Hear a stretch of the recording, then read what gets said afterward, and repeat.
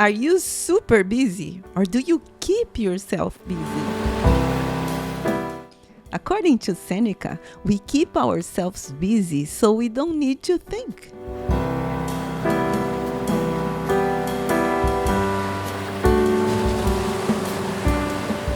With this assumption, he invites us to think about how many people take pleasure in struggles and problems, embarking on aimless journeys, and still remaining perpetually dissatisfied with the present.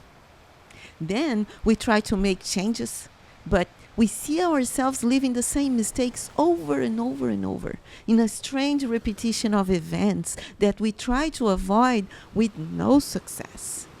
Many of us, at some point, feel like we are in the middle of a hurricane, trying to survive with turbulence, being tossed around from one side to another. Over time, some of us learn to recognize our part in the problems surrounding us. Then we can acknowledge our responsibility in the issues that arise in our lives. What kind of behavior is causing this repetition of events, as if we were stuck in the movie Groundhog Day? Not everything that happens in our lives is our responsibility. This is true. After all, there is chance and we cannot control it. However, our habits and attitudes, the way we react to every situation, and the conscious or unconscious actions in our decisions, all of these things lead to outcomes that can perpetuate these undesirable situations, making us feel like we are trapped in this endless cyclone with no escape. Even worse, sometimes when things begin to improve, it seems like we do something to return to the starting point, beginning all over again in a kind of infinite loop. When we reflect on life, we start to see certain things more clearly, especially this repetition of patterns.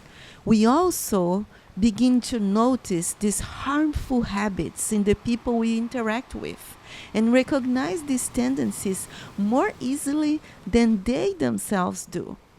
But we don't have time to reflect because we are too busy.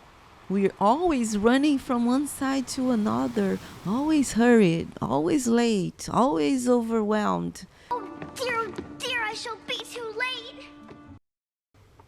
We don't have time for leisure, for activities that nourish the spirit, for friendships, for moments to spend with those we love, those people that are so important for us. We don't have time for them. And we don't have time for ourselves. We don't have time for doing nothing.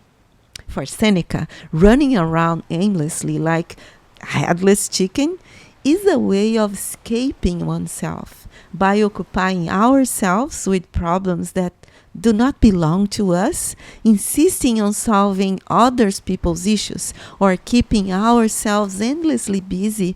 We don't take the necessary time to be with ourselves, to reflect on life, on purpose, on our behavior, on what makes us happy, and our role in these events that make us sad. When we are overly busy chasing after things we don't even understand the reason for, without purpose, without rest, just for the sake of staying busy, we might believe we are overwhelmed because we are doing something good by trying to solve everyone else's problems. In truth, we are merely executing our personal escape plan. A lack of awareness is not only bad for us, it also prevents us from being able to help others.